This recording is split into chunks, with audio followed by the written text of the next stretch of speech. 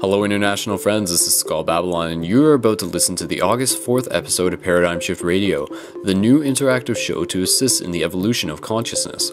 On this episode of the show, we began with our regular Paradigm Shift community news, including some suggestions and tactics for starting an open-minded community in your area.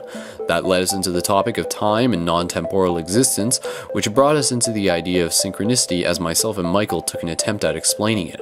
Before we had our first caller, I used the moment to remind those other people in London, Ontario about the community-oriented Lookfest 2012 that I am the MC for, which is happening Saturday, August 11th, Queen's Park. Visit facebook.com/lookfestlondon for more info. Our first caller had some questions about moving forward on his own spiritual path, which led us into the ever-popular topic of meditation, as well as some other tips and suggestions that you too can apply to your journey. We ended off the show with our second caller, Luke, who brought up the topic of crystals and some of the different ways that we can use them.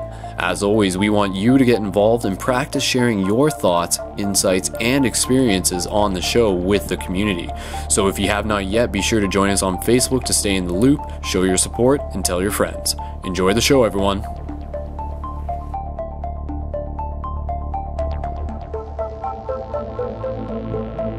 So welcome to their edition of Paradigm Shift Radio.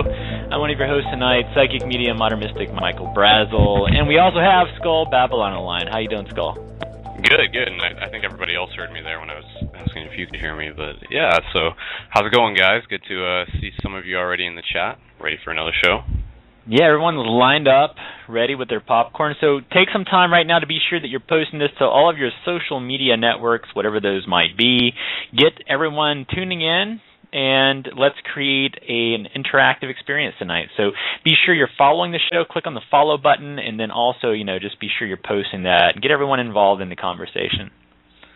Mm-hmm. And right now, guys, that's kind of what I do within the first couple minutes of the show. I usually just, as soon as we go live, so does my multitasking.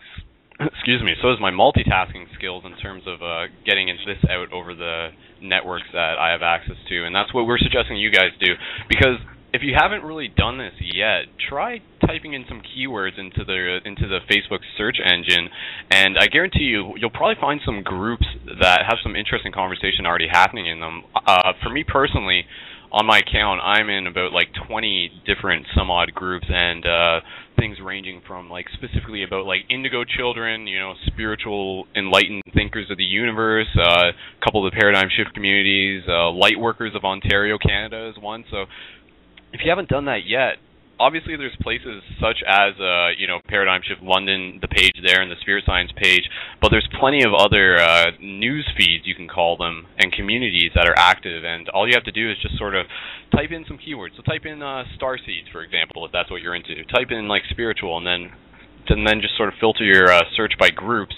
And you might be surprised, because there's always a chance to meet new people there and hear some interesting thoughts, other than just mine and Michael's here tonight. So, not that our thoughts aren't super cool and interesting, but remember, this is an interactive experience. So we want to be sure that you all are also engaging in the process. And a few of you have emailed. I have received a few emails from folks, and I'll be getting back to those emails here this weekend. It's just been a really hectic week, crazy week, just all around for everyone. I think we're in what we call the echo of the Mercury retrograde right now, so we're in that last little bit where things are just kind of starting to settle back in.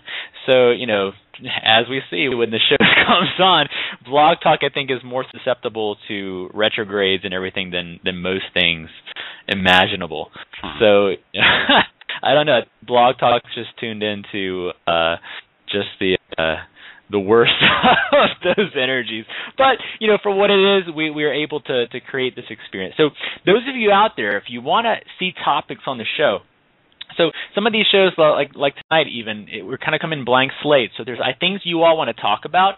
Be sure you're posting those in the room. If you have questions for the show tonight, be sure you put them in a private message to myself or to Skull, so that way they're on our screens. This is one of the most interactive shows as far as the chat room. So the things you may post for us to see kind of get lost in the scrolling process. So be sure you just zap those things. So what's going on? You do your meetings every Friday in London, right? Mm-hmm.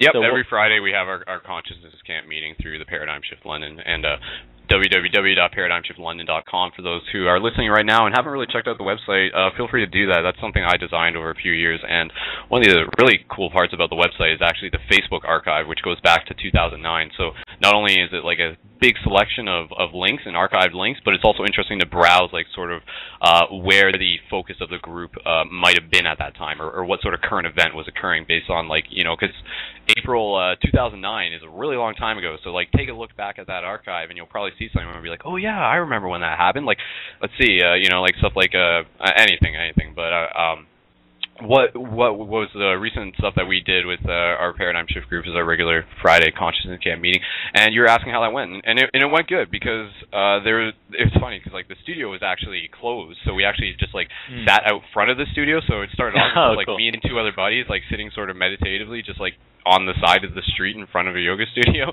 but there were two new faces who came out, and it was really cool because the guy who contacted me before he came out, I knew he was going to show up, and he himself said that like about a year ago he sort of had like this moment, he calls it, like this moment when it was like impartial, like it was partly a visceral experience, but it was just like understanding. Like I mean, I want to put. It would be better if he could come onto the show and explain himself, and I'm sure he will get the chance.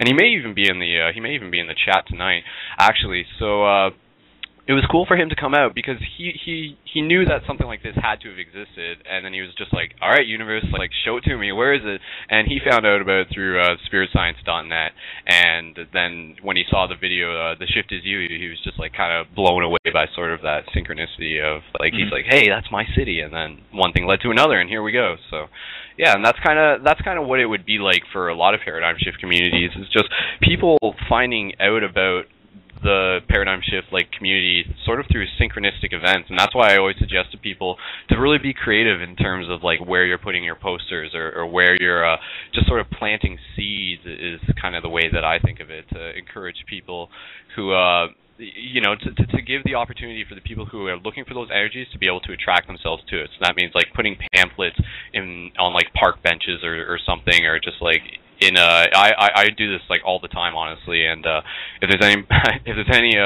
if there's anybody listening from the Chapters bookstore, just whatever, but I make like pamphlets and I'll put them inside of books, like inside the New Age section. Like I'll do like I don't know, like 5 at a time or whatever, right? So maybe there's some law against that. I don't know. Maybe there will be now that I've mentioned it, but that's something that I always suggest to people. If you have like a small little pamphlet for your paradigm shift community or anything that you're trying to encourage, it could be like a pamphlet to say like, hey, check out like the spiritscience.net for more info that will like blow your mind or something like that, right?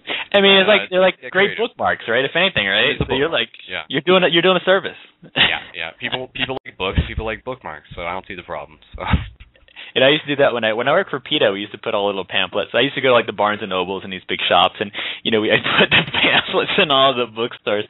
So those kind of guerrilla tactics are always great, especially if you're trying to create community. And go to those sections like in a Barnes and Nobles or Borders, and use them. Throw in there. But people want bookmarks, so throw a little bookmark in there and let people know. And if there isn't something in your area, start something. Don't be afraid to be that person with a great idea that gets out there and really starts to manifest this stuff. So look for what may be already present and then take it a step further. And, go out and engage some of those other spiritual communities that might not be like yours. Dip your toes in lots of different things. These are really great times for new discovery, for just engaging new process. So what can, say in your area, for someone new who would be coming into like a consciousness camp for the first time, what's like the structure? What can they expect the first time coming out? Well, for ours, where we're at, what we're doing sort of on a weekly basis is very similar to what we're doing here tonight on the show, and that's just sort of letting spirit guide it. And I mean, that's sort of a term that I heard somebody else use when I originally did an interview on Everyday Connection, which is a whole nother radio program, which you guys should definitely check out. I'll just give a quick shout out to that because Rick, he's a really great guy, and he was the one who interviewed me for that. So it's everydayconnection.com. So someone should double check that while I'm talking and everything at the same time. Everyday Connection, they have a whole bunch of radio, like similar kind of stuff that we're talking about. They have their own interviews and set up, and they definitely would appreciate your listening ears. So what we do every Friday with our consciousness camps is we show up, see who's there, and then we play it by ear. Sometimes it's 3 people, sometimes it's 13 people. Obviously, when you get like the different sizes, the sort of style of conversation changes. But at the same time, generally people are like very respectful, very, very polite. If there is like any sort of like disagreement, it's not something that like we try to prevent or anything. Like as long as everybody's civil, and we've said this before, it's good to have those disagreements. People, like that's actually like the important thing. You can't just like sit around in a circle and just like be patting each other on the back like the entire time. Like that's only like one side of it. So then from there we do our talk, and then at some point we'll do like a meditation. And it's always good for people who may be new to meditation to try coming out to a group meditation. I know a lot of people will say that I have trouble meditating on my own, but they can actually do it when they're in a group, and that's like part of the actual energy of the space. So for people who are starting something similar like a consciousness camp, I get this question through Paradigm Shift Central, and for anybody who hasn't been to there yet, facebook.com/Paradigm Shift Central. That's like kind of the hub, and that's designed for people who want to start up communities like Paradigm Shift communities, which basically are just encouraging open-mindedness, healthy living, and the evolution of consciousness. So that's kind of plain and simple. And what I say to them is that, you know, if you are starting off brand new, there's different ways you can do it. One suggestion would be to like have a meeting at your library and then make it specific to a topic. So it could be something like crystals or like energy work, or a very popular one would be something like lucid dreaming. Like everybody dreams. So that's something that everybody who may not be totally interested in this stuff can jump on board with, because, you know, or that middle ground. Another idea would even be hosting like some sort of movie event. There's a lot of popular movies, like What the Bleep Do We Know would be a good one to show if you can like rent out a space or something.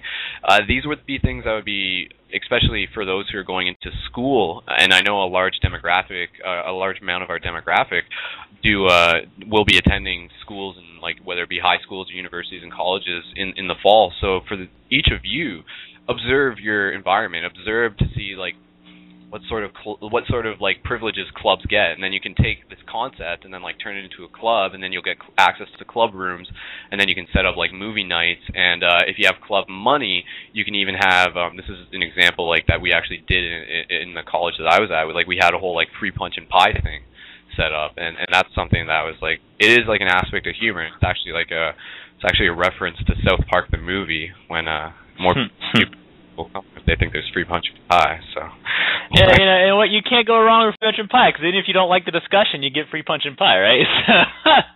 Either way, and you start off like talking about easy stuff. So like, you know, so sometimes, you know, there's those, I call them the ostracizing topics, and you know, when you start a group, things like, you know, UFOs and things, sometimes that can bring in you know, if you're not ready to talk about big things, start with stuff you're comfortable with and expand it. Like Skull said, like whenever our first show here was talking about lucid dreaming and dreaming, those are really easy topics to kind of step into. Also do book clubs. I mean, there's a lot of really great spiritual or, you know, new thought, new science books out there, and just getting a group together to go through a book and objectively talking about the book and going through it and sharing not just what the book says, but your own opinions on things.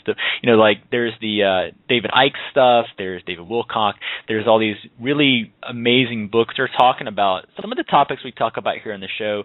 Robert Monroe from the Monroe Institute with all the lucid dreaming. Do the exercises in the book as a group.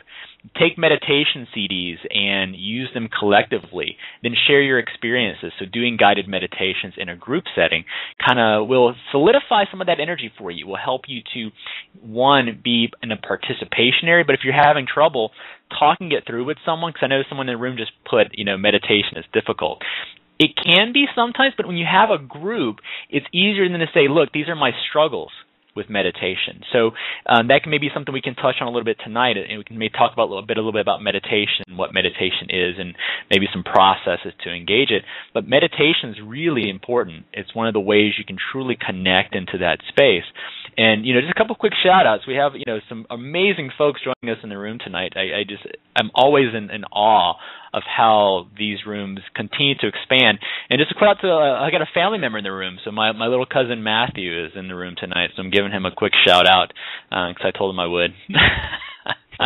Cool. So welcome to bring your family into the room now and get them involved in the conversation. Family fun activity here tonight on Paradigm Shift Radio. So just real quick, this was supposed to be a day of something, right? Because I was expecting. Oh, wasn't there? Oh, that's right. Yeah, there was. Oh, I'm out $20. Gosh dang it. I was like, this better be big, because that hologram, if it was a hologram, that sucked. That was lame hologram. The hologram of the blimp? Yeah, the hologram of the blimp, and then the UFO from the blimp. Yeah. That was another, so that was lame. That was all kind of lame, And then, we're talking about all this big stuff, and there's this big build-up, and it's like, all right, let's go. What's coming?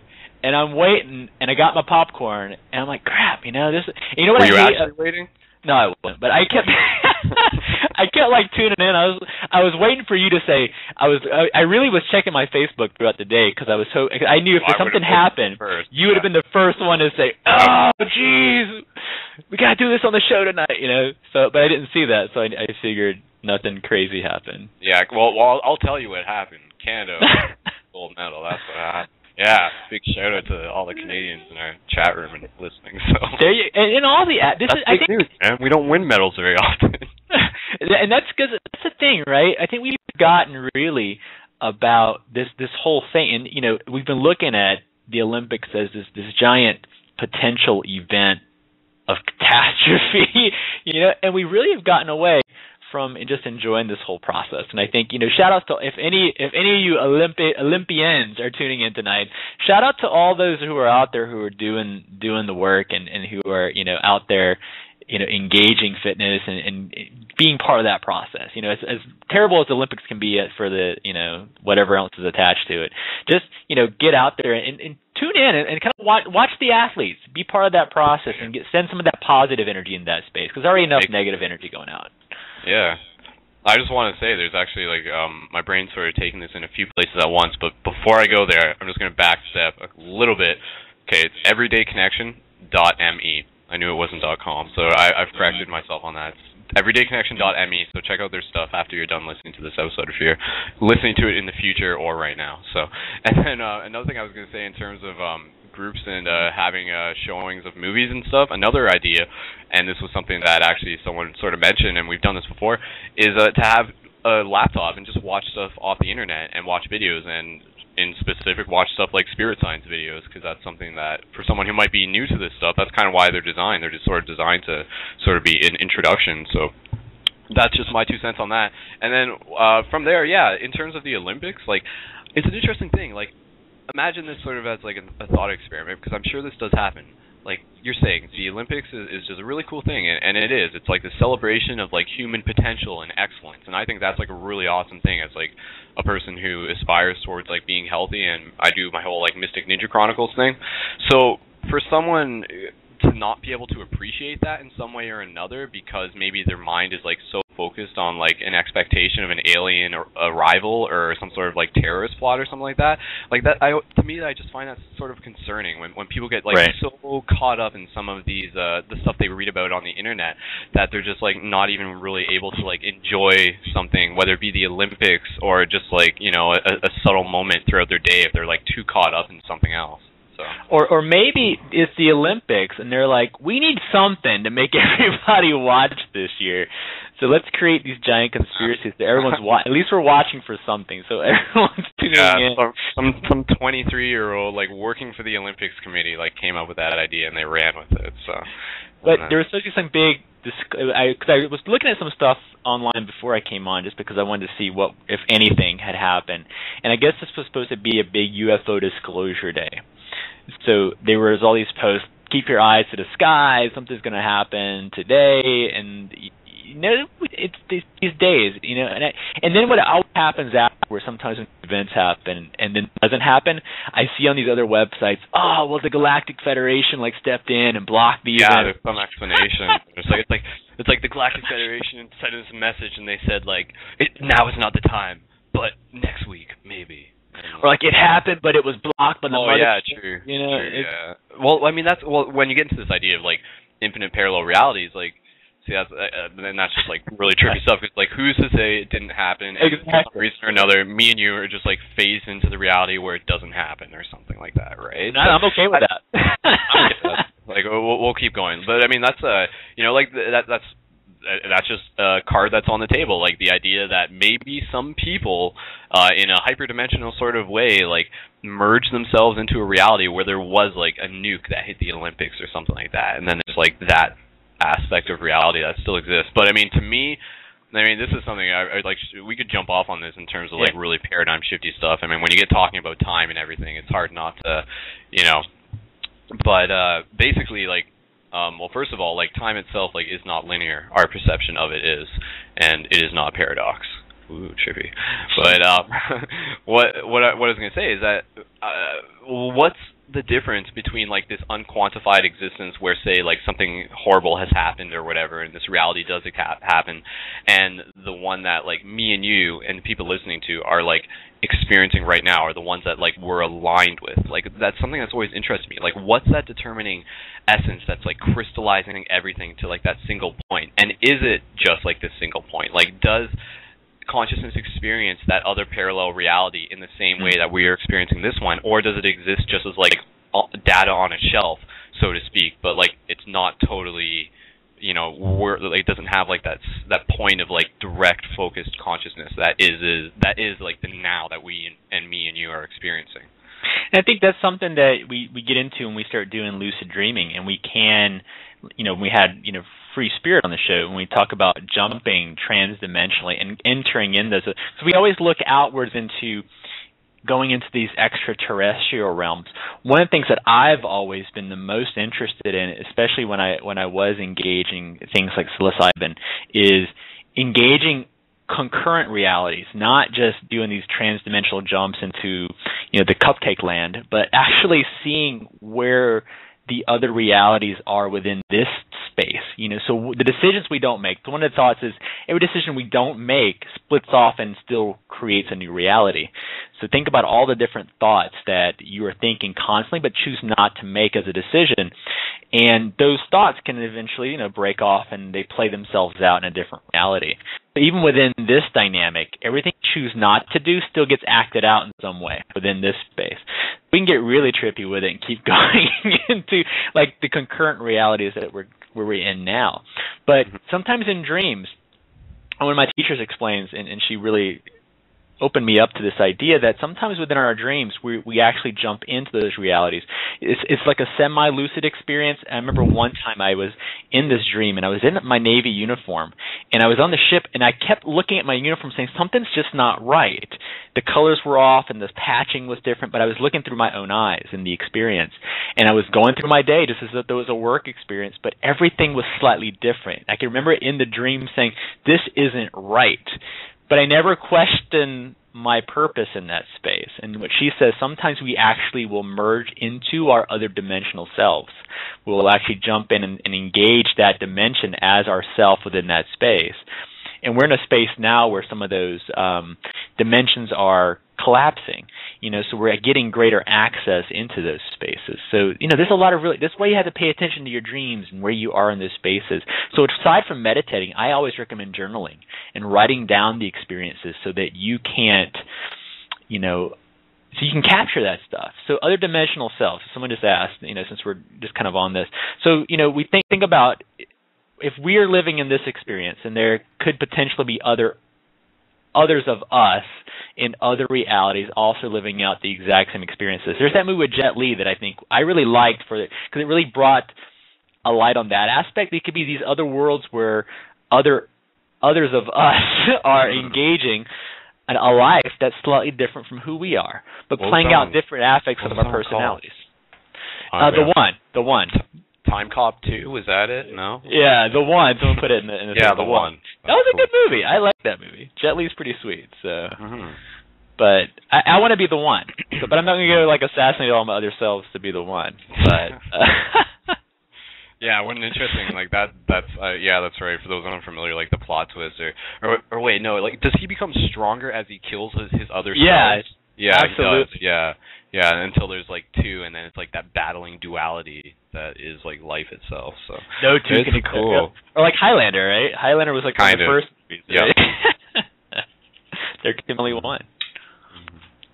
For sure, and that's something that people do talk about experiencing like future realities and past lives like in their dreams. So we definitely do not like we exist beyond the now is basically what I'm saying, and more people are sort of understanding this. Like this is sort of one of those like paradigm shifty aspects of reality that growing up we weren't really sort of like, it wasn't something that was explained to us, so to speak.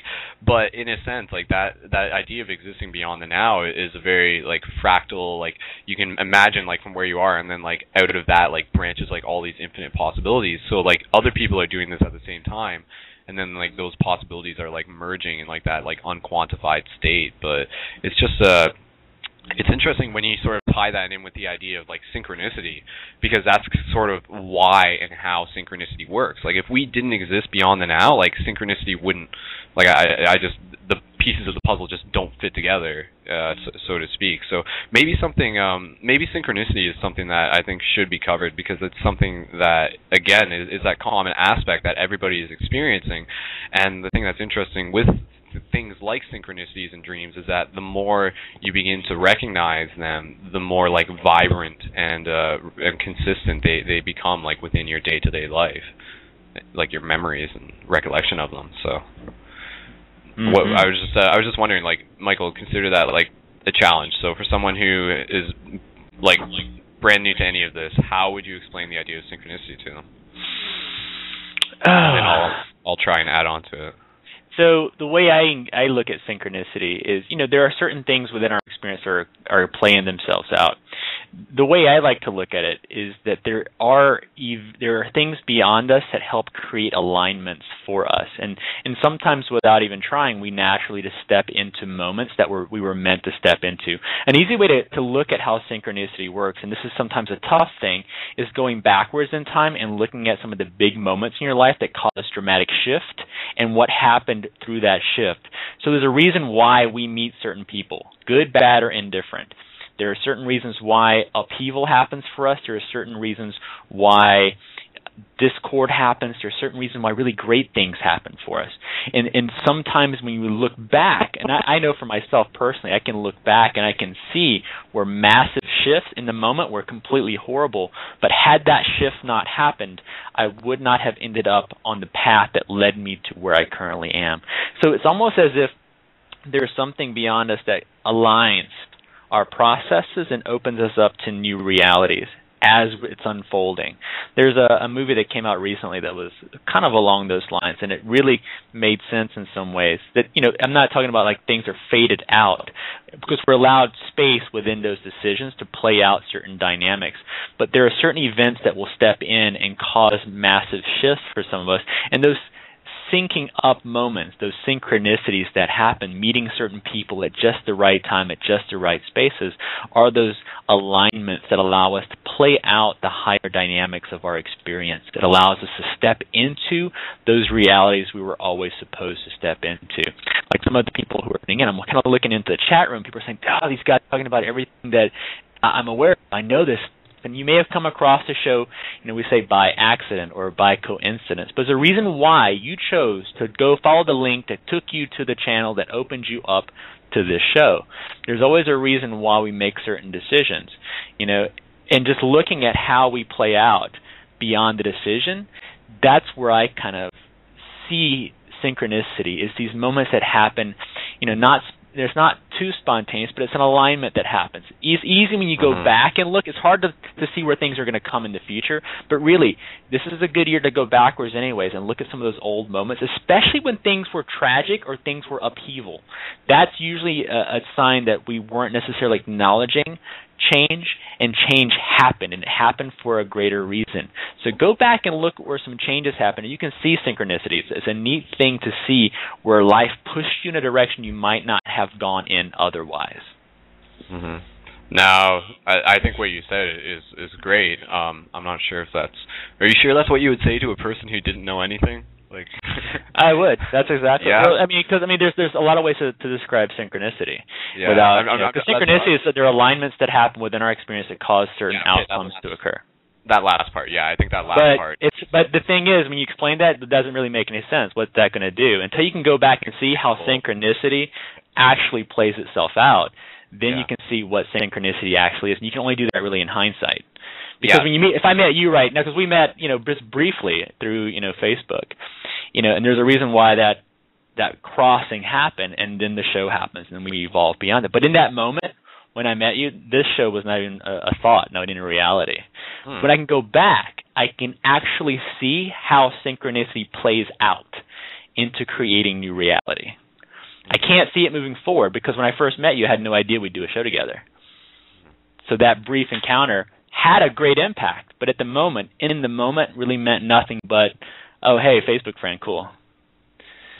Yeah, I think, okay, I'm going to try sort of giving my shot at explaining synchronicity here, okay? Because, see, for me, it's not even so much of being able to recognize synchronicities in hindsight, but to be able to understand and anticipate how the universe sort of uses them in the first place to create new circumstances to begin with. So this means sort of understanding that, like, out of chaos, there is this symmetry. And that could be an understanding of, like, for an example of a synchronistic event would be you walking downtown and coming to an intersection and stopping at that intersection just as a friend of yours is coming to that intersection, for something like that. Or another, common things like that when you're running into people are synchronistic events. And synchronistic events also occur through the use of symbols, because, like, the universe communicates to itself through the language of symbols. So when you hear a certain song on the radio that's, like, really reflecting maybe where you're at that point in your life, and you sort of say, like, whoa, that's kind of freaky. Something like that could be recognized as synchronicity in the same way that we get the moments of, like, 1111 and other sort of numbers. Because the numbers themselves, 1111, are significant, and that's something we can get into. But the way how they align up with us is this idea that, like, when we're sort of in, like, there's a few ways that synchronicities can be looked at. Because, I mean, I think things like 1111 happen, for some people, it starts off almost as a way for the universe to try and get their attention. And it will be something that in some ways is not beyond their control, but rather it's like the natural path that they're just, like, intuitively, like, not necessarily realizing that they're acting out, and then it results in them seeing 1111 or something. And then for that, it would be like sort of like a wake-up call. And then eventually someone can take that understanding of 1111 and sort of use it as, like, to reaffirm that they're sort of, like, in that alignment, or they're, like, in the right place at the right time. So, I mean, obviously it doesn't have to be 1111. For me, my resonating numbers, and this is something that, like, I actually, like, experimented with, is 96. And 96 is something that I see when there's, like, some like, for some reason or another, it's just something to reaffirm me that, like, I'm in the right place at the right time. But the best times when it works for me is not when I'm going around looking for the numbers 96. Like, it can mean, like, 96 or, like, 69 is sort of, like, but ideally 96 being, like, the 100%, like, target hit, so to speak. But if I'm not looking for it, it's those moments when I just, like, happen to be, like, walking out of a store. Like, this happened today. Today I sat down with a really wonderful lady, and she actually just came back from a recent trip to Peru and had an ayahuasca experience. So you can imagine our conversation was, like, very meaningful. And there's a part in it when she even said that I was talking about the Icaros briefly, which is, like, the song that the shamans will play. And she said, like, when I was talking about that, the song started playing in her head, and she started having, like, sort of the visuals of, like, the serpent ayahuasca, like, coming into her peripheral of her vision. And for her, she saw that as, like, the spirit, the mother ayahuasca, sort of, like, saying that, like, I'm still here with you, and, like, this is an important moment, because, like, we were talking about stuff we're planning for the future. So anyways, really important conversation. And then, like, I walk out, and then, like, there's one car parked there, and the license plate on the car is, like, 609.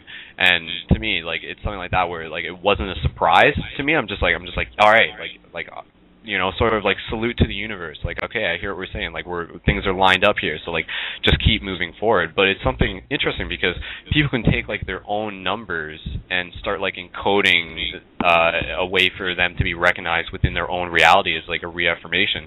Like, for me, and this is something that was part of the experiment, like, the number 96 is actually, like, tattooed on my left wrist.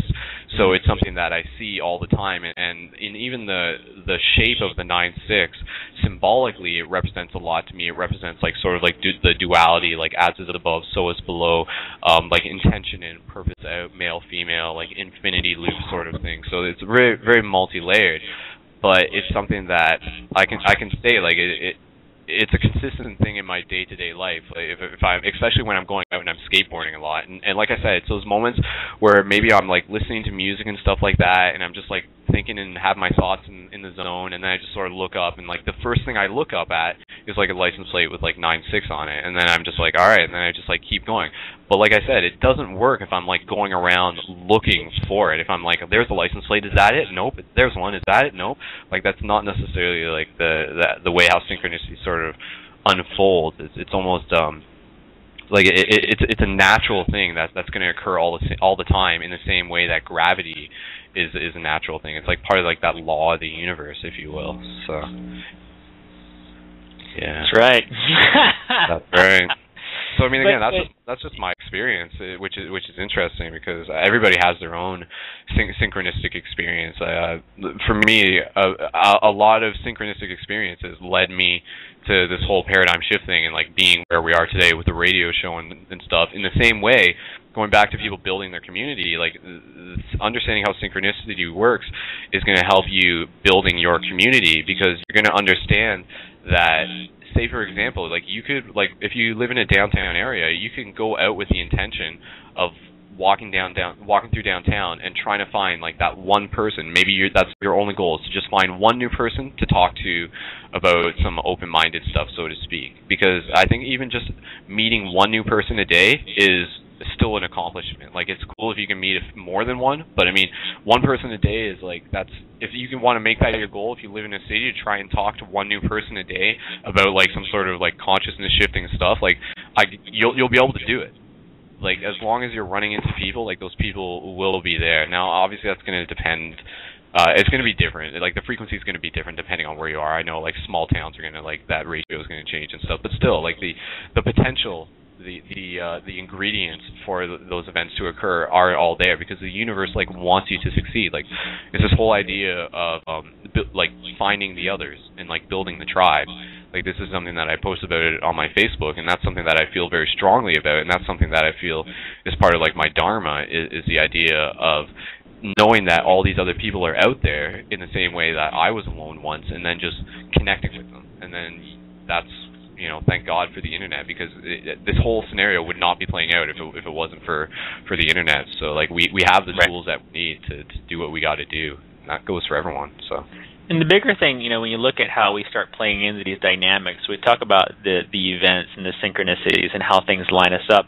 But one of the hardest things about, you know, spirituality or even these processes is showing up.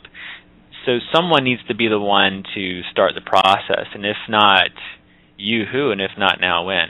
So if you're being called to do something along these lines, it's not just about us showing up, but it's you know, when we do this show, it isn't just so, you know, Skull and I can have these discussions on Skype by ourselves. But the idea is, if we don't show up to do the show, you all don't have this avenue now to engage with us in this space. So it's also about all those people that are waiting for you to show up, you know, and engage that process. So show up, you know, be that person that starts it. If you don't have something in your areas, start it. Or, you know, like we talked about before, turn on this show and have your little gathering around the show, and you can create discussion before or after the show. Tune in and let these be part of your experience. So there's lots of ways you can do this. Be creative. This is a great time for creativity, and this is like one of the best avenues to have these creative experiences. So allow yourself to do some of that, but, you know, talk about everything. So our topics, I claim spiritual ADD. So we will go, you know, we typically start off in certain directions, and we go in a multitude of directions. So we talk about synchronicity, the UFO disclosure that's going on. What else do we want to hit on tonight? Well, I think that's where we're definitely asking you guys, the audience who are listening, to tell us what you want to look about tonight. Because, I mean, we are about 40 minutes in, and we're going to do our mid-show meditation once we get there. So now, Michael, do we have the option of running for 2 hours tonight? Is that Tonight, yeah. Well, I thought I set it up to do that, but it didn't. For whatever reason, again, it clicked that we'd had the wrong show bio. Lots of stuff is still happening here. Sacred geometry is a good one. I do have a couple topics. So when you send your ideas in, if it's not something that we can get to tonight, I collect all your ideas that you're sending in, and I'll be talking back and forth with Skull about getting some of those more topical things on the show. But keep sending your ideas in. Don't not send them in, and also call into the show. We want you all to also be part of the experience. A lot of people send me little messages and say, "Oh, I'm scared to call in." Don't be afraid. We're not. This isn't like CNN or something. You know? We have this whole thing set up so that you can call in if you are afraid, so that you can get better about talking about this stuff like on your own. And maybe it doesn't have to start like live listening, with 100 people listening on the internet. So don't necessarily like rely just on this show. Like we said, like go have the real conversations like out with real people physically. But definitely, guys, like this is set up. This is like a playground. This is our sandbox. So I think where we want to go right now is we would love to have a caller call in, and I know there are a couple of people who are suggesting some topics, but if you'd like to bring your own topic, then by all means. So Michael, do you want to just remind them exactly how they're going to be able to call in? Yeah, so the number to call in tonight, 347-326-9263, 347-326-9263. When you call in, just be wanting to talk about, bring an idea, a concept, or something to the show to talk about.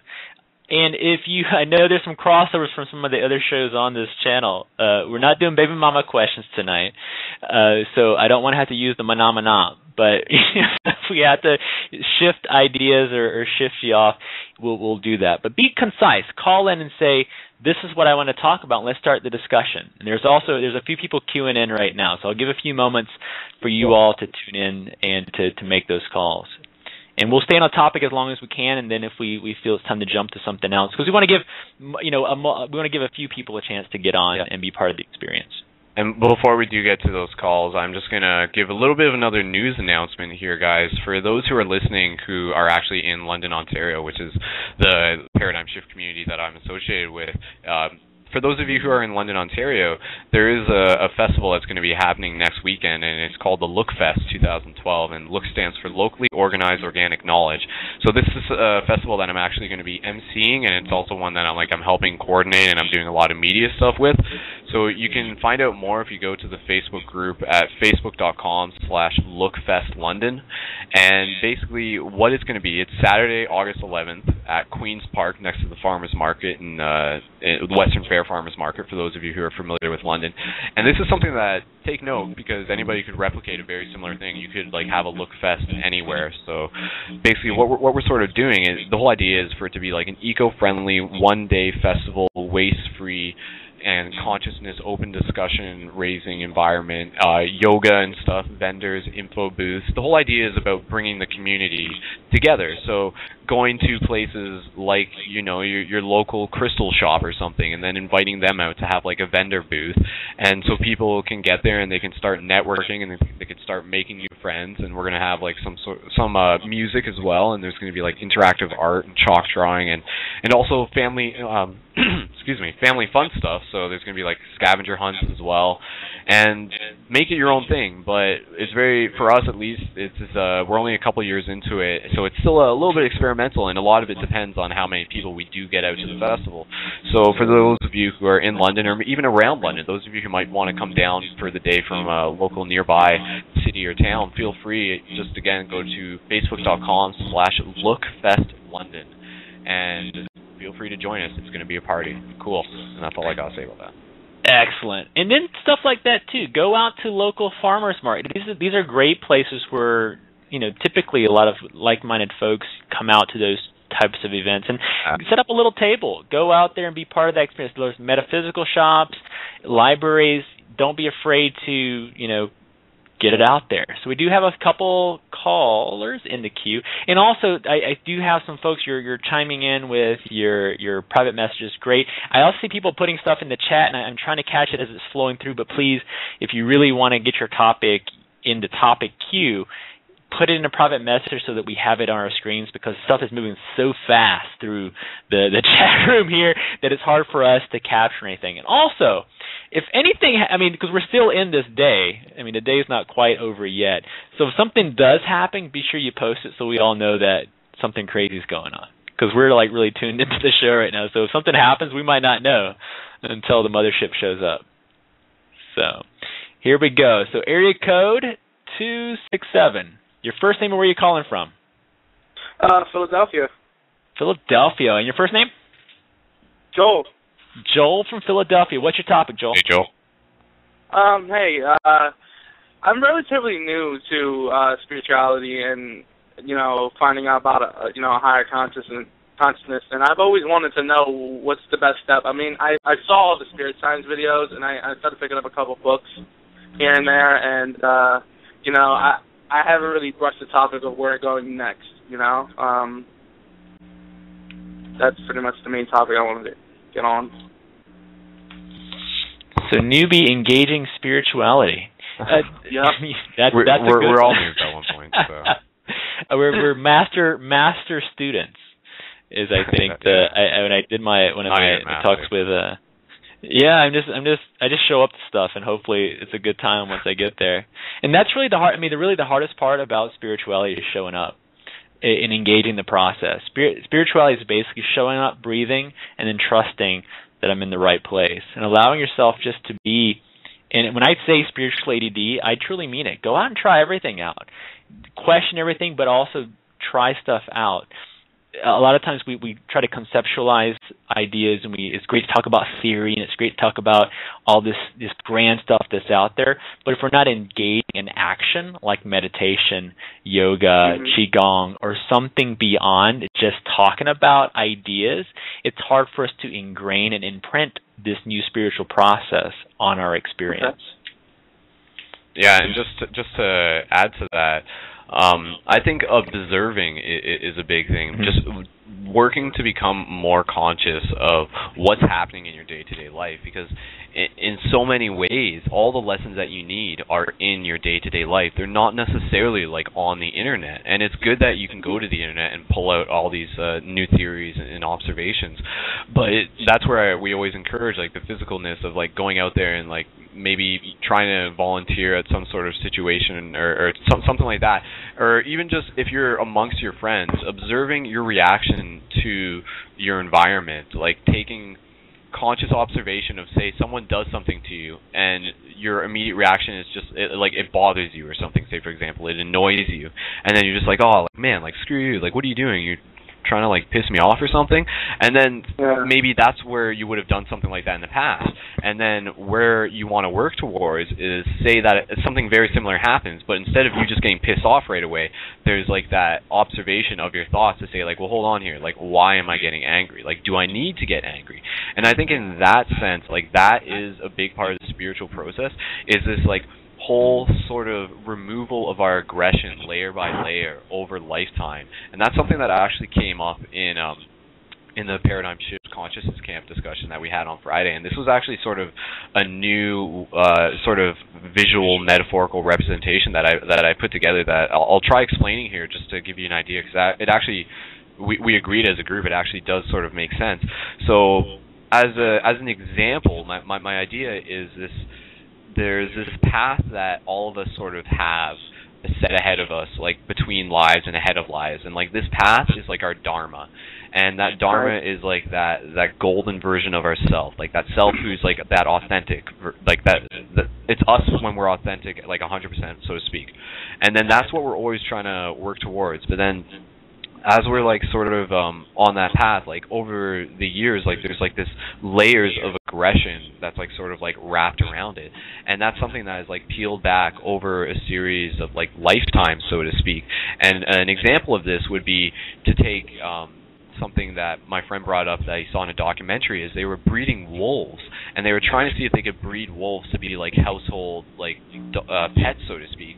And when they first did it, they did it with like wild wolves, and they had them since they were little pups, and they were good as they were pups, but once they got older they became like ravages and like destroyed the house, and it just wasn't working. But then what they could do is to take like a breed of 10 pups and then take the least aggressive one and then take that and then like breed it and then do the same thing for the next generation. And this is like this idea of like pulling back this aggression. And that's something that if you find that within yourself, if you find that you do get aggressive in certain scenarios, just become more conscious, become more observant of your own actions within your own environment. And that's where something like meditation will come in handy, because it is this whole process of becoming more aware of your own mind. And that's like the simplest way that I've always like thought of meditation. It's not like trying to reach a super heightened state of enlightenment. It's just becoming more aware of your own mind. Like your own mind is your operating system. Like that's the hand that we're dealt. So how can we either sort of use it the best we can, or even like reprogram it? And something like meditation is a huge step towards that. So now, Joel, have you done yoga or anything like that before? Have you tried that? For I believe a year and a half, I took a little bit of Brazilian Jiu-Jitsu, so that was more incorporated in it. We had a yoga class before and after, so I would attend the after class. I've done it for about 3 or 4 months. Well, even martial arts in itself is a very spiritual practice. Sometimes I've done martial arts for 28 years, and a lot of the stuff that's coming out now, and even with yoga now, is a little bit more devoid of the spiritual aspects. So to allow yourself to do some research, and this is where you can kind of go into a vibration that you're in right now, is look at some of the old masters and what they did to engage their spirituality and in their meditations. There's Kiajitsu, there's these old Bunkai Jitsu, where you're actually going into the deeper aspects of each little movement within martial arts is actually another movement, but each one takes you into a space where you can manipulate energy around you as a method of self-defense. And those are the highest levels. Zanshin Jitsu is the highest level of martial arts because it's total awareness. But there's these practices we don't do anymore because everyone wants to be on UFC and everyone wants to do Bikram, and everyone wants to do these things that are devoid of the spiritual aspects. But there is a deep, inherent spirituality running through the currents of what you're currently involved. So you're actually engaging a spiritual practice. Just find the spirituality within the things you're currently doing. And that's one way to begin the process of unfolding yourself into going further out, because you're already doing something, so start there and then move out from that space. Yeah, I think a big thing with spirituality is sort of being able to recognize like the universe in all of your surroundings trying to communicate with you, and that's where like these things like synchronicity do start to come into play. So keep an eye open for that. Like even something like reading a horoscope or something, you might find that one particular time like the horoscope like really speaks out to you, and for me at least, like I do get that. Like mine being Cancer, there's like a particular little penny saver magazine, and I always make a note of sort of checking that to just sort of see like maybe if it's trying to, even if it's not something that I feel is directly correlating to where my path is, I'll still like read that observation within the horoscope and like take note of it. It's like the fact that I went out of my way to read this, I can't just like read it and then just be like, that doesn't mean anything to me, and then just push it off. Like no, like the universe put that in front of me so that I could read it. Now the free will of it all is, am I choosing to learn anything from it? So that's like sort of the whole aspect of free will. Like we can choose to ignore all these lessons that are happening to us all the time, or we have the free will to sort of like try to take notice. And it might not be super clear, and it doesn't have to be super clear, because kind of like what me and Michael were saying, in hindsight things sort of draw out over a period of weeks in terms of like their unfoldment. But obviously just having a positive attitude to it, like I said, just being more conscious of your mind, even I would always suggest like writing down a dream journal. Dream exploration is something that should always sort of go hand in hand with your practices. It's something that can be hard to do for a lot of people, but that's actually like part of the reason why it's worth doing is developing the habit of writing down your dreams, because that definitely will help you explore like the inner space of yourself. And then once you're starting to learn from your dreams, then like that's going to add like this whole another level of reality to this living experience. And that's something that I think I would hope that we'd move towards, like a future where people are actually like awake during the day, remembering stuff, living this experience, and then going to sleep, having a whole nother experience in their dreams, and then like still learning from that. And then it's this constant cycle of like conscious awareness, opposed to right now where the majority of our population like doesn't dream in the way that we're actually like innately able to. So dream journal is just another tip I would add to that. And just a regular journal too. Because if you're engaging a process now, especially like martial arts, you're engaging even going back into doing some yoga, keeping a journal of what you're feeling in those spaces, what this is opening up for you, meditations you might be doing. Allow yourself to really just start capturing your moments. That's one of the things I found works for me is after a yoga practice, I sit after my yoga practice and I ask, myself certain questions. Where do I feel this in the body? Do I feel any blockages? What was the benefit of my practice today? What was the intention for me doing this work today? So we start engaging intentional aspects and starting engaging that work on a level where we're opening up spirituality, or just engaging our process through a different filter, new sets of eyes on everything we're doing within our experience. And we start to see that we're engaging spirituality constantly. Breathing in itself is, can be an act of spirituality if you allow it to be. And that's one of the such a good thing is always just try this throughout the day. Like maybe say like once an hour. Again, this is a development of discipline, and it's really interesting because you're totally like playing your own video game here. Like I always go back to like this whole analogy of video games and stuff because it is like this like reality within reality aspect. But I mean, one way that I think about it, like this reality that we're in, like it's a big like MMORPG. Like we're all like trying to level up and learn new tricks and abilities, right? Like it straight up is. So in that sense, like create your own quest, create your own like objectives and your challenges, and these challenges would be things like developing discipline. So say this is one that you could do as an example. Every hour, like maybe use a watch to set like a timer or something. Every hour when that alarm goes off, take just a moment to be consciously aware of your breath or your heart or both, because those two things are always going to be there, and they're always going to be something that you can return your concentration to, and then just start doing that over time, but have no expectations, and then just see where it takes you. And then that's something that obviously will like coincide with your meditation practices when you're like actually sitting down to meditate on like a regular basis as well. So now, when you say take note of your breath and your heart, what does that particularly mean? I mean, what am I supposed to be looking for? Michael, do you want to take that? Yeah. So when you were asking me to take focus of your breath and where you are within that space, it just really where the breath is moving through you. And one of the things I tell people to do is put your hands over your heart and breathe in. When you breathe in, it's a direct connection with that life force. So sometimes it's hard for us to conceptualize spirituality, but if you think about it, right, breath is the one shared religion that we all engage in. Entire planet breathes. Atheists breathe the same air that Christians breathe the same air that New Thought breathe, right? So we're all breathing. So that's the one shared dynamic. Breathing is something that we don't have to see, that when I inhale, I just know it's there, right? It's the thing that gives me life, and without it, I transition. So it's that thing that truly connects us to spirituality. Heart center, you'll hear, I mean, when you talk about spirituality and we talk about chakric work or yogic work, everything moves to the heart center. In the martial arts, everything moves through that center space because that's for the body's focal point, especially when you're engaging in, getting someone off balance, you move it through the heart center. The heart center is the balance point for the body in a lot of ways. Mm-hmm. So, allowing yourself to put the hands over the heart, feel the heartbeat, feel the breath moving through the body, dropping yourself within the body, and actually follow the breath. So a yogic breath technique that I give some of my students, follow the particle of air that moves into the nose and follow it all the way down into the bronchioles. And then follow those oxygen molecules as it goes to the heart and as it then pumps through the body. And then follow the waste as it comes back out, and as you exhale, you release it all. But you actually follow the molecule of air all the way through your body. And that actually takes you through the entire body process. And you see how vital that shared spirituality, that shared breath is. So it's one way that you can engage the breath in a way. And sometimes it's breathing in intention.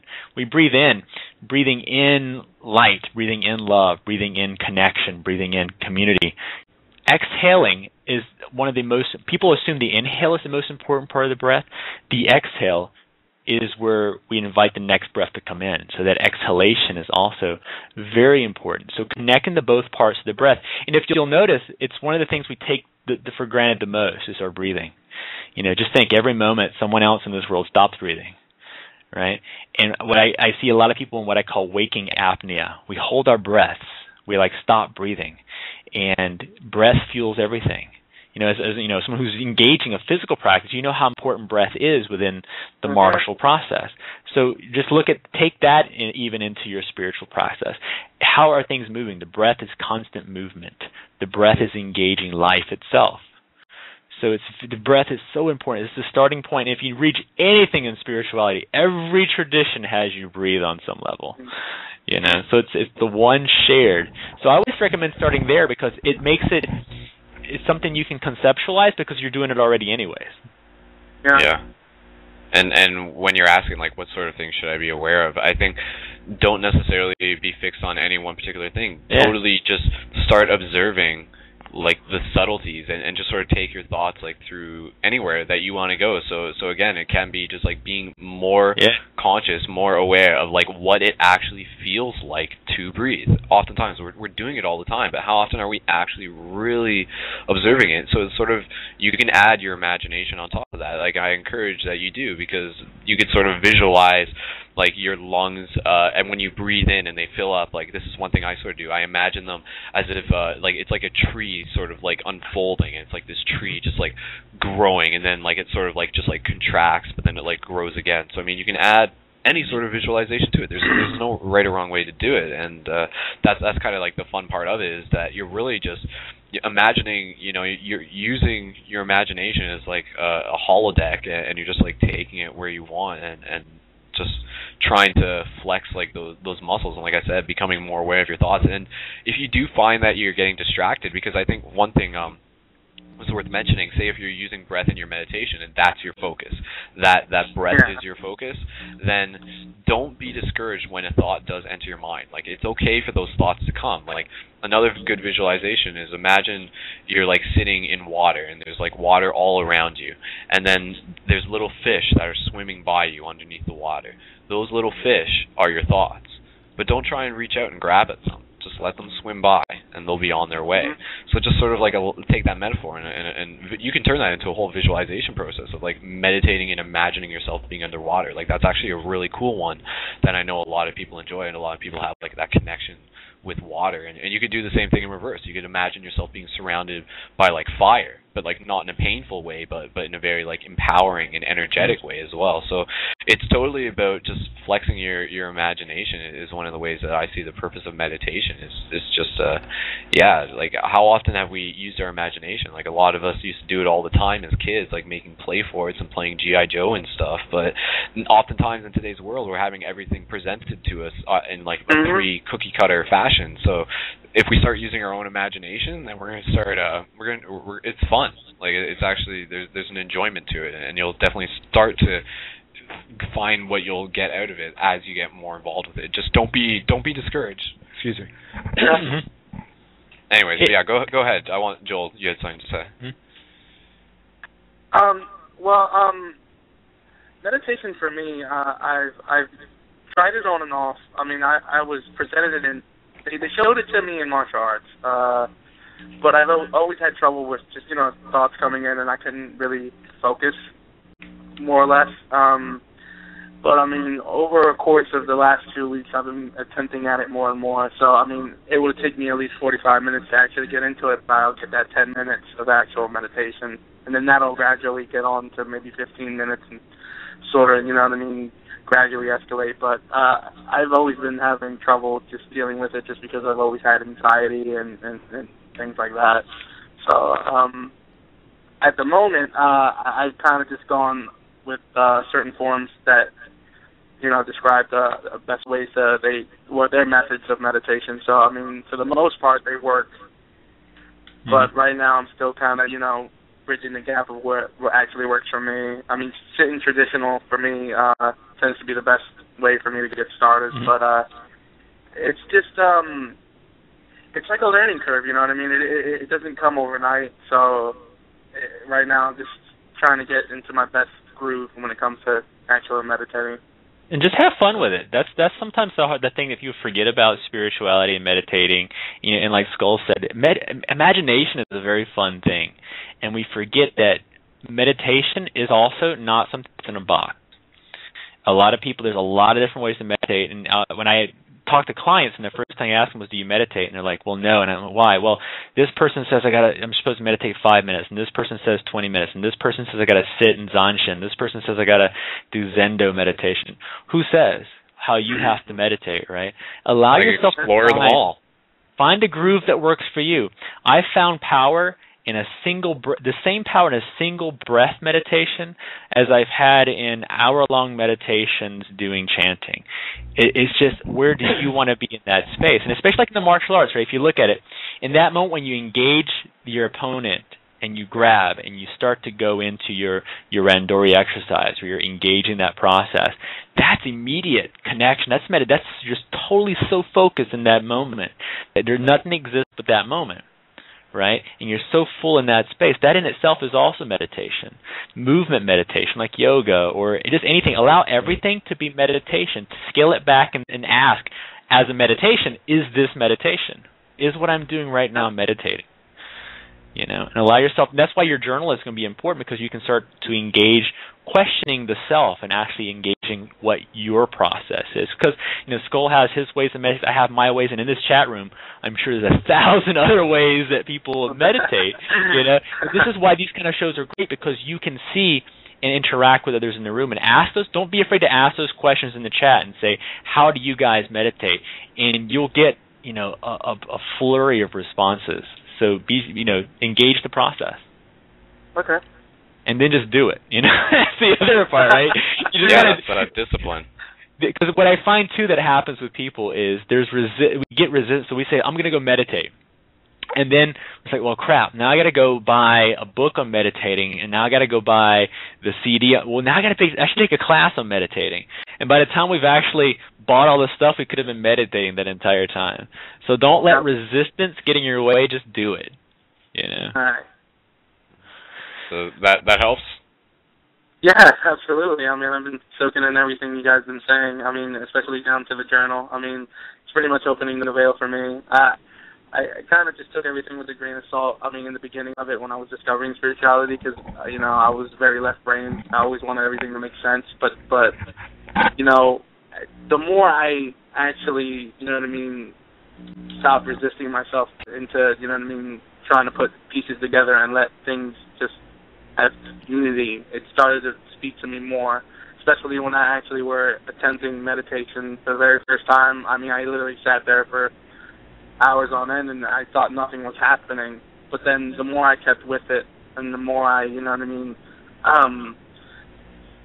just, I'm lost for words right now. But more or less what I'm trying to say is it's a learning curve up to this point where, you know what I mean, me being from where I'm from and being raised where, you know, religion was imposed on me very early, it was difficult for me to actually branch out and discover new things. But this, to me, everything in its context spoke to me way more than anything I could ever fathom. So, you know, over time, things, you know, became more clearer, but it's just like baby steps. You know, you crawl before you walk, and then walk into running. So that's right. And then imagine you can get to the point, and you can compare the analogy of running to something like meditation. Like, say this is maybe in a couple of years from now, when both of us are further along our path, and for anyone else. But think of it this way: you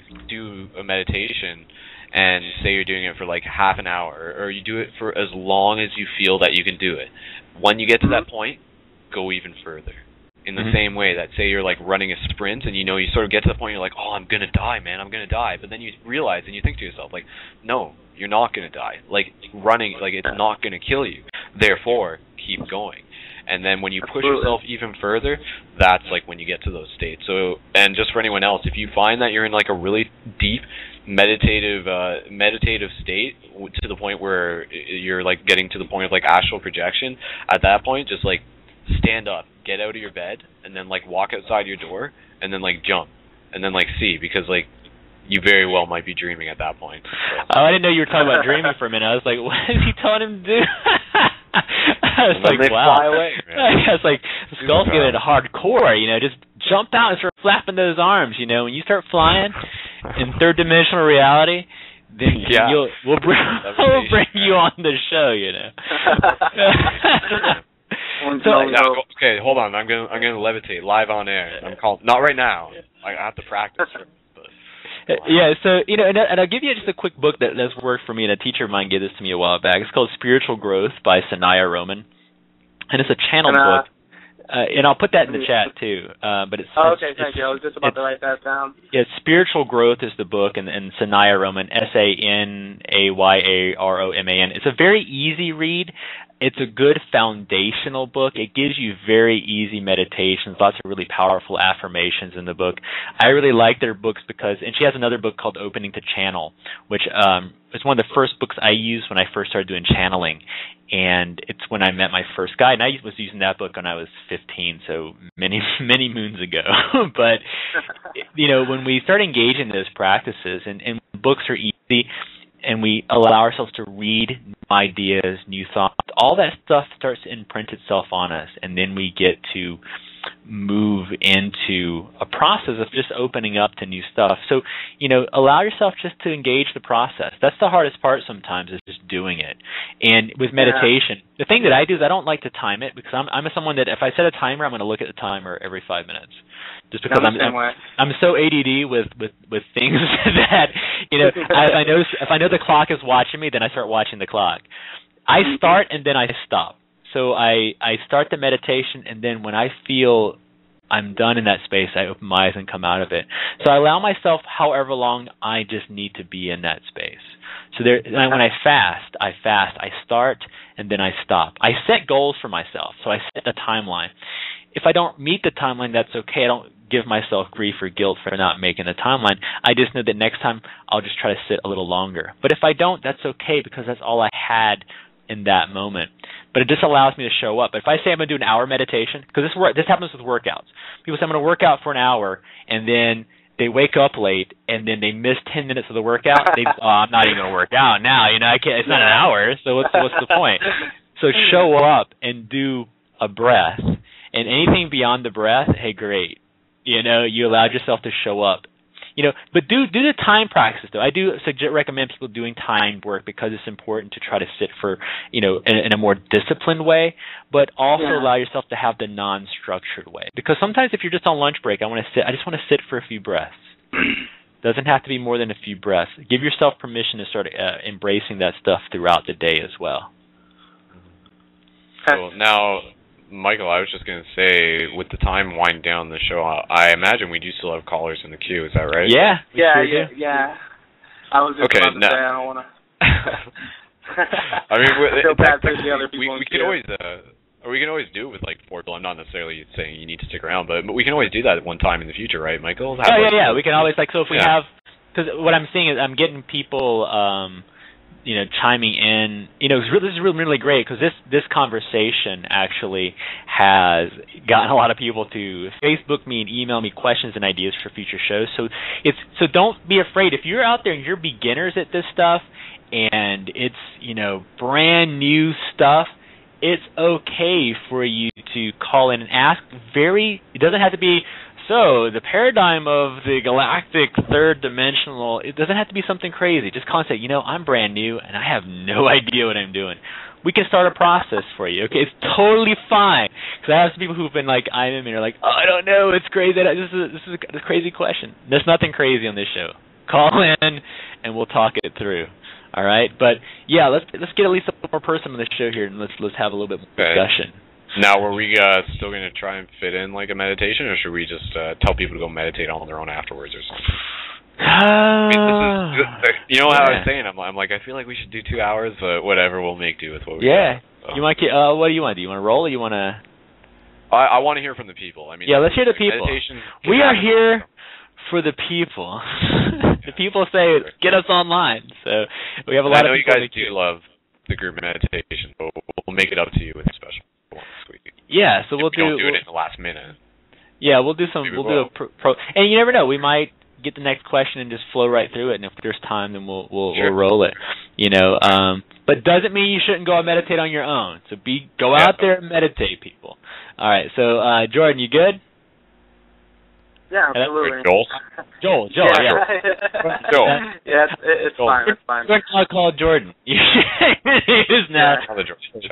We'll call you. Well, thank you guys. It was very insightful. I really appreciate your time. I really do. Thank you very much. Great. Thanks, dude. All right, feel free to call in sometime in the future. So. Let Let us know how it's going. Thank and you. follow up with this, folks. So, like, if you're doing stuff, follow up and let us know how this stuff is working out for you. So we want to know. So here we go. All right, Skype caller. Your first name and where are you calling from? Hello. Hello. So this is telepathic communication, I guess. Did you get that, Skull? I didn't quite get it. But I'm working on it. We'll go to the next one here. Okay. Let's see. Eeny, meeny, miny, you. Here Here comes 937. Your first name, where are you calling from? Hello? Hello. Yes. Hi. Your first name and where are you calling from? My name's Lucas. I'm calling from Ohio, Dayton, Ohio. Lucas Hey, from Lucas. Ohio. Lucas, like All right. Skywalker. Yeah. Right on. The sky. Oh, wow. So what's up, Lucas? I was just calling to impart on the conversation of perhaps entheogens, crystals, and sensory deprivation. All right. Well, what's your like? Where would you want to? What can you bring to that conversation? What's your personal interest in that topic? Or take magic. on? Are you familiar with works like Liber Null and Psychonaut? I mean, I'm familiar with the term psychonaut. Is that a book? Yeah, it's new paradigm stuff. Like the author is Peter Carroll. He's a particle physicist, but he's also a magician or a shaman. And what it is basically it's fundamental shamanism with basically uses belief as a tool. It's a I would say it's going to be like a new cosmic religion per se. It uses shamanism. I actually don't even know where I should start off because there's so much to fucking say. So just breathe it in and just pick something in that space that we can engage. So what's the process? Yeah, I just want to hear. What is go ahead. consciousness and like the vibrations of crystals and how they can expand human DNA and put light into yourself, your light body and the etheric body and such like that. Now that's that he gets into. Yeah, I mean, Mike? What's your take on crystals? I mean, I think that's the topic that people are interested in. So, crystals are, they're powerful, one, for what they can do. And the thing I like about crystals is you don't necessarily have to have a belief in crystals for them to do activation. Things like moldavite, galactic stones are powerful in what they can do. Robert Simmons is a really amazing author. He wrote the Big Book of Stones that he really goes to the metaphysical aspects and then also some of the physical properties. We look at magnets, for instance, right? You don't necessarily have to believe that a magnet's going to stick to a wall when you put it next to the wall and then it does. So that's kind of how these stones can affect us. Different stones are also emitting different frequencies, and depending on your level of connection to certain stones, you can use them to open up chakras based on color, based on resonance. You can use tuning forks to open up the different vibrations of stones. I've had an experience where we had this stone called celestite in our store, and a lady had bought it and she broke the stone. And this was really neat. The stone healed itself. It actually grew. So the part was broken up, and you've ever seen like a stone, you break the stone in half, but the jagged side, right? This stone actually grew itself complete again. So then she had two exactly equal stones, and I've never seen that before. How do you do that? Like how? I don't know. How long did it take to grow? This was I'd never seen this. It was really amazing, and I until just now I forgot we even had it, so I haven't looked up. But stones are if you look at some of the quartz crystals and some of the crystal caverns and caves. I wanted to point it out to some people who don't believe in crystals so much as look at it this way: everything's atoms and everything's vibrations in the universe. So are thought forms, and those kinds of things. But think of it this way: if plutonium is like low vibration and poison to the body, it causes radiation, sickness, and cancer. Why couldn't quartz silica, which is the most abundant element in the human body, and why couldn't it be high vibration and healing to the human body or any life form?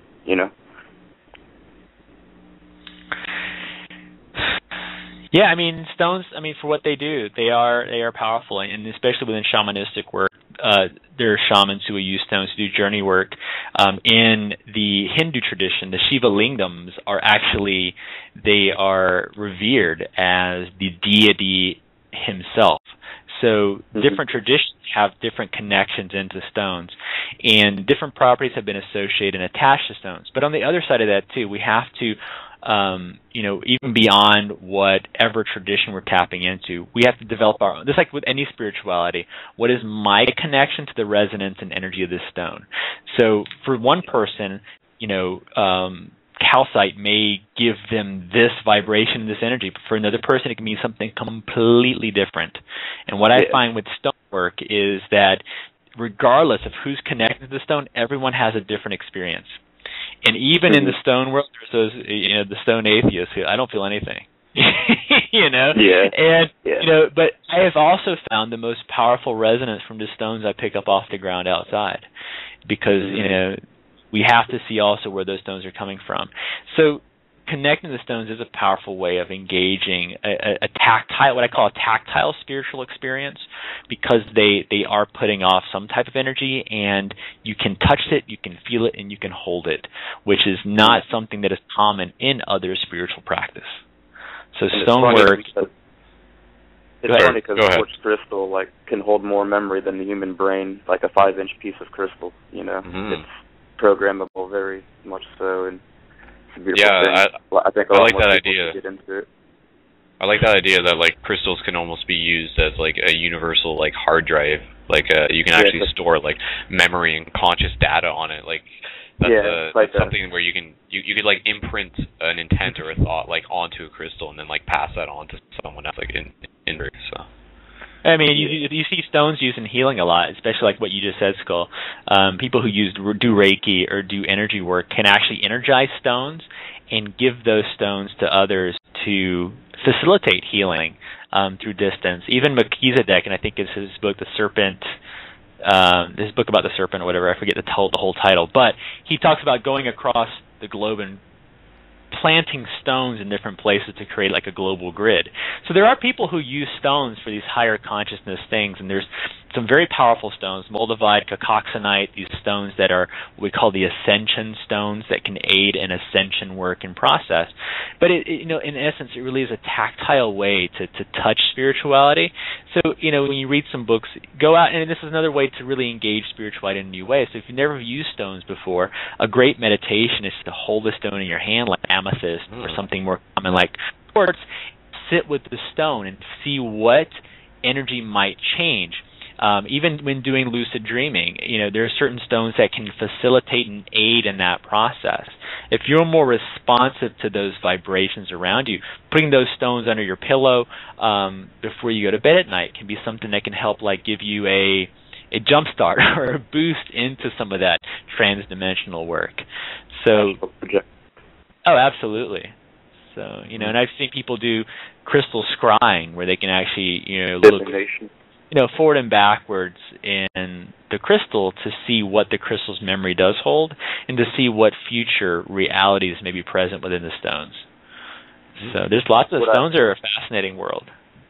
I was going to say what I recommend for scrying for people who are new to it. Use a black bowl with water and sit with a tea candle behind your back, and that's the only light, and use some kind of binaural beat. And use that for a scrying mirror, or black obsidian works really well, but obsidian can be a little aggressive in your subconscious and bring out things and kind of rub them in your face like the golden teachers or something. So, Skull, have you used stones before in your work, or is that something that you haven't engaged in? I have in the sense that this is something that I would sort of prefer like encourage people to sort of take on the mindset of even just using them for the purpose of experimentation. I mean, a lot of people say, like, I don't know if stones work. It sounds a little flaky to me, but I can still try it for myself and see if it does work. So that's something that, from sort of like a scientific method, you could observe that. You could say start looking more into your dream. You could try putting a crystal underneath your pillow and then just take note. Like, did you find there was an effect to it? And like you said, like, holding crystals while meditating is always like an interesting experience to become like more aware of those subtle energies. So I think crystals can be used for a lot of things. One of the ways that I was introduced to them was even through the use of a pendulum. So a pendulum is just like a crystal on like a chain, like a metal chain of some sort. So even that idea that you can actually almost like the way I was using it, a lot of people, they sort of do like the why am I forgetting what it's called? Not scrying, but like when you like hold it over a map or anything like that. There's a term for that. Dowsing. Dowsing. Yeah, dowsing. And so when they're doing that, like, it's that crystal is sort of potentially, if that person can clear their thoughts enough, representing, like, working as like an amplifier for like their subconscious or their conscious thoughts. So say they're like looking for, or like they're trying to like pick a card or something. It's like a tarot deck. This is one way that you could use a crystal if you have it on a pendulum. Is like take your tarot cards, sort of like spread them on the ground just in front of you, and then just sort of like hold the pendulum over top of it, and then just sort of like let it move itself and see sort of where it goes, like without you intentionally trying to move it. So we're at 40 seconds. Yeah, I didn't get the cue. They're like, usually the lady comes on and says, you have 1 minute and 30 seconds. We didn't get that, so we're at 30 seconds now.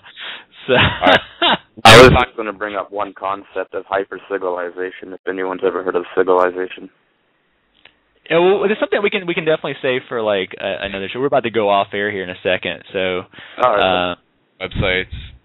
Yeah, websites, check it out. Go on Facebook, follow us. If you haven't followed the show yet, follow the show, engage the experience. Thank you all for tuning in tonight. Next time we'll try to do a 2-hour show. So yeah, a few more callers. So all right. that was great. Thank you for calling, everyone. Remember, tune in, go out into your community, share the experience, and become part of the overall process and experience. So again, thank you all for tuning in, and have a phenomenal night.